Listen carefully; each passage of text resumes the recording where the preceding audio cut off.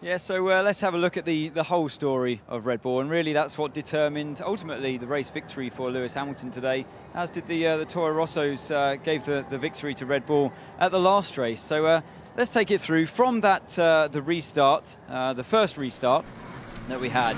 So all the cars jostling for position, this is very normal, and Sebastian Vettel up front had the great getaway, and the two Red Bulls, you can see how close they were from word go, down towards turn one. Verstappen on the outside with his teammate on the inside. Verstappen already thinking about getting into the slipstream behind his teammate down towards turn two. You hear how the Red Bull's struggling for traction. He sees his teammate just harvesting there, goes for a gap.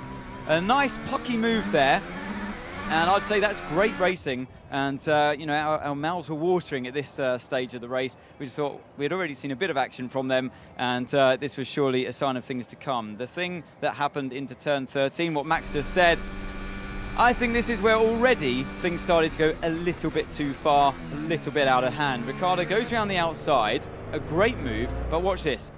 You get that pretty hefty contact. I'd say that's a little bit more than a brush. Maybe it felt like a brush of wheels for Max at the time. And there he is again on the inside. We'll have a look at it from Max's point of view.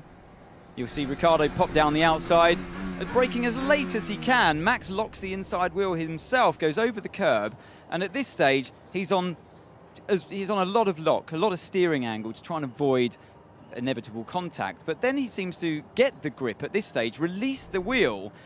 He lets the wheel go a little bit and drifts in to his teammate. It's almost like he's trying to edge him out of room, and that's where you get that contact. And I think if I was Christian Horner and the guys at Red Bull watching, I would be thinking that was possibly a step too far. He gets the move done, he's back in front of his teammate, but Ricciardo will definitely be thinking, well, he'll be a little bit miffed by that, I'm sure. Then on lap 27, we see Ricciardo have another go around the outside, and surely this time he's going to make it stick. But Max is back up on the inside, and this was great racing again. You know, there's nothing wrong with this, apart from the fact you're slowing each other down from a team's perspective, but there's nothing wrong with that. Brilliant wheel-to-wheel racing, and that was a lot of respect as well, and, you know, great management by both drivers. Then what do we have? Lap 35. So the rear view shot. You see the teammate coming up again in that very powerful slipstream.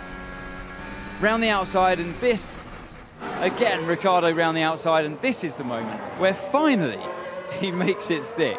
So it took him 35 laps to get past his teammate, but he did it, and he was away, and he made a little bit of a gap, but then came the pit stops. Now, a really weird thing happened today. We always talk about the undercut, where the driver behind, they pit, they get the fresher tyres, they get back out, and they get that undercut, they come out, they pop out in front of their teammate. Today, we had what we call the overcut. Because drivers are struggling for tyre warm-up, it means that whoever's left out there longer, as Max was this time, because Ricciardo had track position, he got what should have normally been the undercut. Max gets now the overcut and pops out in front of his teammate once again. And Ricciardo's probably thinking, hang on a minute, how does that work? But it's because Ricciardo was on that brand new tyre, struggling to get up to temperature. Max out there, the lap longer, gets the overcut. That's how it works, and he was now in front. And he probably wishes he wasn't when they came to this bit, crunch time. Now, I've seen this move happen many times in racing before, and if I just play it on, I'll play it on in full speed to start off with. You get what's called the dummy from Ricciardo, and the late move down the inside for Verstappen in that late defending move. This is the onboard shot, and I'll slow it down now. Now we know what we're looking for. So Ricciardo's gone for the outside. So at this moment, Verstappen in front, his eyes are looking over there. He's looking in the right-hand mirror.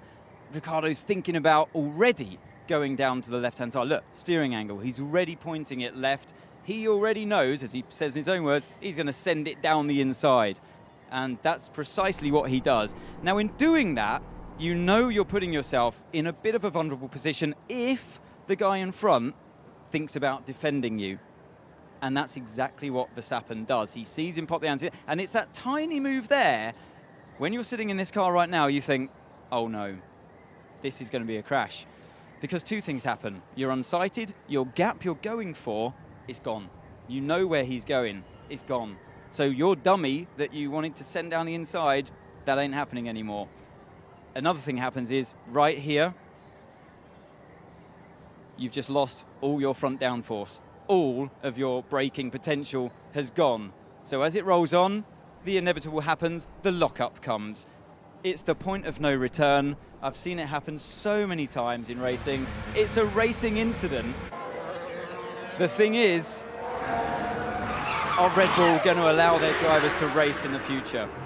I really hope they do, because these are two great racing drivers, and we saw glimpses of that all the way through up until this moment of how good they are and how respectful in a way they are of each other. Things like this do happen in racing. I loved what they did today. It's a bitter blow for the team, but I would fully respect and accept the fact that they're going to have team orders from the future. And I wonder what the stewards are going to have to